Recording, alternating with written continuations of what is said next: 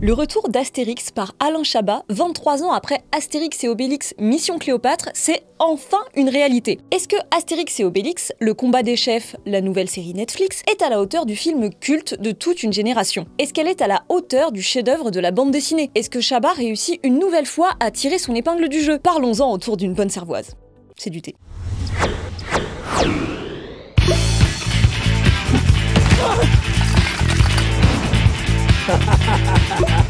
Bonjour à toutes et à tous, ici Judith et aujourd'hui je vais vous parler de la toute nouvelle mini-série d'animation Netflix qui marque le retour d'Astérix et Obélix sur les écrans dans une œuvre signée Alain Chabat. Pour reprendre les choses au début, il est possible que si vous avez à peu près mon âge, et même si vous ne l'avez pas d'ailleurs, votre vie ait été changée par la sortie au cinéma d'Astérix et Obélix Mission Cléopâtre en 2002. Perso, je m'en souviens comme si c'était hier. Et non, je ne veux pas dire que le film aurait changé votre vie dans le sens où il vous aurait profondément bouleversé, choqué, fait naître une vocation d'architecte ou que sais-je. Je veux dire que quand j'y réfléchis, je pense que c'est le film qui a le plus infusé le quotidien et le langage de ma génération dans les années qui ont suivi sa sortie. Et encore aujourd'hui. Des expressions comme « ce sol, il est pas palpable »,« attention, c'est très très tiède », et mon pâté, souquez les artibuses, il fait au moins 8000, ce tombeau sera votre tombeau, etc. etc. C'est des trucs que des gens comme moi, peut-être des gens chiants, je sais pas, qui ont quand même pourtant vu d'autres films dans leur vie, utilisent très souvent, même sans s'en rendre compte. Qu'on aime ou pas le film, on ne peut pas nier l'énorme marqueur de son époque qu'il est devenu, à travers ses procédés humoristiques, ses références en cascade, ses personnages hauts en couleur, tout ça. C'était l'ancien esprit Canal, l'esprit des nuls, réadapté pour que les plus jeunes qui ne connaissaient pas la Cité de la Peur soient contaminés eux aussi, et ça a marché. En termes d'adaptation d'Astérix à l'écran, on en avait déjà eu pas mal. On avait eu des films d'animation plutôt très sympathiques entre les années 60 et les années 90, et on avait aussi eu le film Deux Romains en Gaule, réalisé par Pierre Tchernia, est sorti en 67, que personnellement j'ai pas vu, donc j'ai pas d'avis en ce qui me concerne à donner dessus. Et en 99, il y avait eu Astérix et Obélix contre César, réalisé par Claude Zidi, et ça je l'ai pas revu non plus depuis l'époque, depuis sa sortie au cinéma, donc autant vous dire que je ne m'en rappelle pas, donc je ne vais pas porter de jugement non plus. En revanche, on a donc eu le tremblement de terre Mission Cléopâtre en 2002, qui a vieilli par certains aspects et certains membres du casting, mais qui est quand même incroyable d'inventivité en plus d'être hilarant et qui aura fait plus de 14 millions d'entrées en France, ce qui est énorme. On n'est pas loin des 17 millions de la Grande Vadrouille. Mais alors après ça c'est bien compliqué pour les deux moustachus puisque les navets de taille modeste à énorme se sont enchaînés avec Astérix aux Jeux Olympiques, Astérix et Obélix au service de Sa Majesté et Astérix et Obélix, l'Empire du Milieu. Si bien qu'on en arrivait à se dire, on sait que les adaptations de bande dessinée, a fortiori de bande dessinée aussi cartoonesques, en live action, c'est une tannée. Regardez par exemple ce qu'ils ont fait à ce pauvre Gaston et ce pauvre Lucky Luke. Donc on en est arrivé à se dire, si Chabat a réussi en fait, c'est parce qu'il a fait un film des nuls plutôt qu'un film Astérix.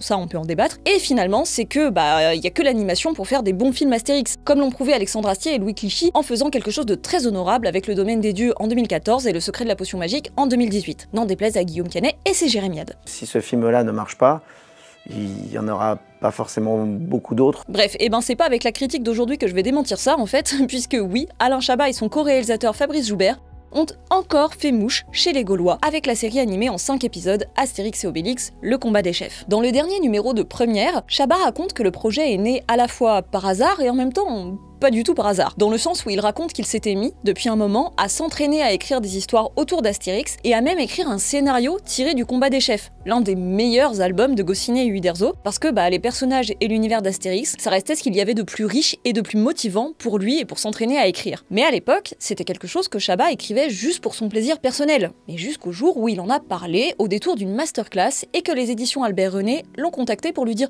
à tout hasard, on peut lire ce que t'as écrit, juste comme ça. Bref, de fil en aiguille, un projet sérieux s'est monté avec Netflix sur lequel Chabat a eu, si on en croit son interview, une belle liberté artistique et ça se sent. En revanche, la série n'est pas parfaite non plus, même si elle en est pas loin.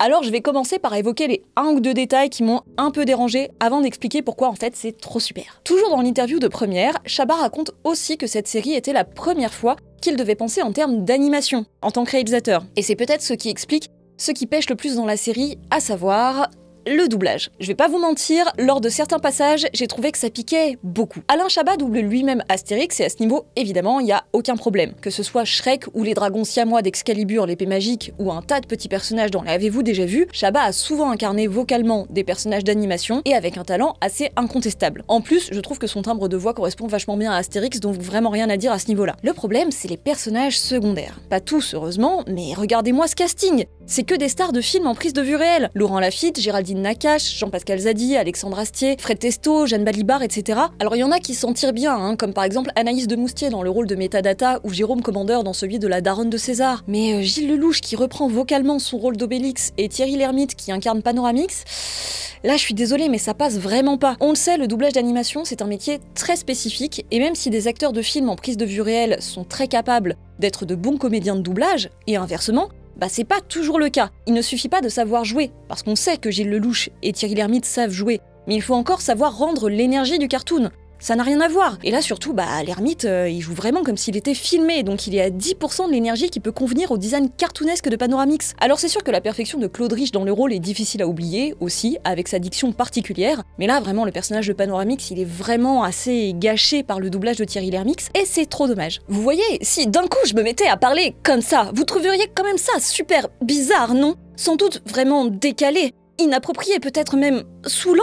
C'est la même chose quand vous avez des Gaulois faits en animation, avec des énormes nez et des gros yeux qui se mettent à parler comme ça avec la voix de votre voisin quand il vient de vous demander du sucre. Ça n'a aucun sens. Bref, ça c'est un peu le gros problème, même si je vous rassure, ça rebute au début et ça reste vraiment gênant sur quelques répliques dont on voit qu'elles pourraient être super drôles, mais qui flopent parce qu'elles sont dites sur un ton trop décalé. Mais globalement, au bout d'un moment, la série devient tellement bien par ailleurs que ça n'empêche pas de l'apprécier, je vous rassure. Rappelons quand même que c'est cool de donner du boulot à de vrais comédiens de doublage plutôt qu'à tous ses potes, et que le fait de devenir réalisateur d'animation, ça passe aussi par cette exigence-là. Autre petit bémol, c'est le rythme du premier épisode. J'ai eu la chance de voir la série en projection presse, donc dans une salle de cinéma, et ça c'était super. Et comme j'avais entendu les très bons retours de Série Mania, et que je suis très cliente de l'humour de Goscinny et très cliente de l'humour de Chabat, je partais vraiment du principe que j'allais adorer tout de suite. Or, à part le problème du doublage, la série commence de façon très calme et très classique. Elle prend le parti de raconter la genèse de la potion magique et la manière dont Obélix est tombé dedans étant petit, épisode qui avait été raconté dans un album sur l'enfance des Gaulois, un peu hors série mais très sympa, que j'ai lu beaucoup quand j'étais gamine. Et d'ailleurs ça s'appelait « Comment Obélix est tombé dans la marmite du druide quand il était petit ». Alors pourquoi pas, commencer par un épisode un peu introductif, qui reprend l'histoire au tout début et qui permet de tout remettre dans l'ordre pour les personnes qui ne connaissaient pas forcément l'œuvre originale, pourquoi pas. C'est juste que cet épisode a une narration vraiment très sage, qui contient très peu d'humour en fait, et qui nous plonge tout juste gentiment dans ce fameux village gaulois, un peu comme pour prendre la température, sans rien proposer de fort ni de vraiment divertissant. En plus, lors de ce premier contact avec la série, on se familiarise aussi avec l'animation, qui est bonne, franchement, les images sont très belles, mais là aussi elles sont quand même bien lisses et sages, avec un désir évident de coller au plus près possible du dessin du Derzo, avec les canons numériques bien léchés de notre époque. Bref, tout ça pour dire que quand la série commence, on se dit qu'elle est bien inoffensive, peut-être même sympathique, mais qu'on va peut-être s'emmerder un peu, quoi. Mais heureusement, très vite arrive la suite. Et là, il y a tout qui change. C'est comme si Alain Chabat et Fabrice Joubert avaient fait le premier épisode un peu en télétravail, sous la couette, en ouvrant à peine un œil, et non, cette phrase n'est pas du vécu, et que pour les autres, ils s'étaient levés d'un coup et avaient avalé 15 litres de café. À la première blague qui rappelle l'humour des nuls, et qui est une référence d'ailleurs à Mission Cléopâtre, on se dit un peu mais attendez, mais qu'est-ce qui se passe? Jusque-là, on se marrait pas, c'est quoi ce truc drôle qui tombe comme un cheveu sur la soupe? Et en fait, une fois que la machine est mise en marche, ça ne s'arrête plus. La série enchaîne aussi bien les gags, dont beaucoup sont franchement hilarants, les personnages secondaires nouveaux ou préexistants mais toujours marrants, les moments mignons, les vraies scènes d'action, les trouvailles visuelles, etc. Bref, ça devient génial, quoi. Et pourtant, ça n'a rien d'une redite de Mission Cléopâtre. Avec le combat des chefs, Chabat appose la patte de son humour, certes, mais toujours au service d'un univers très fidèle à celui de la bande dessinée. C'est pas du tout la même atmosphère que dans Mission Cléopâtre, et vraiment pas le même type d'humour non plus.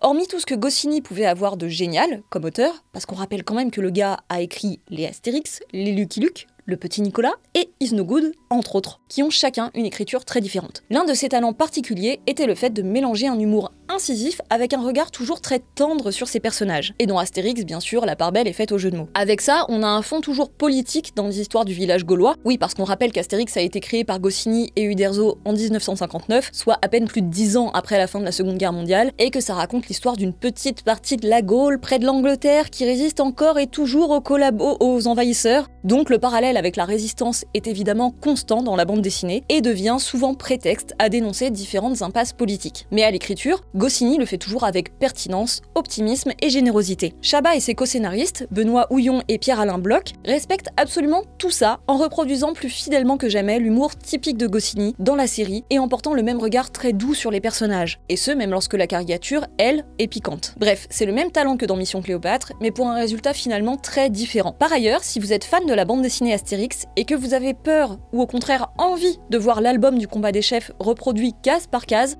je vous rassure, l'histoire du combat des chefs sert bien de trame à la série, mais les scénaristes vont aussi chercher des séquences à droite et à gauche dans divers albums que vous reconnaîtrez pour faire un patchwork cohérent qui crée une nouvelle histoire, dans laquelle vous reconnaîtrez effectivement certaines séquences copier-coller des albums, mais beaucoup d'autres qui seront aussi revisitées ou complètement inventées. L'un dans l'autre, c'est un peu le meilleur des deux mondes.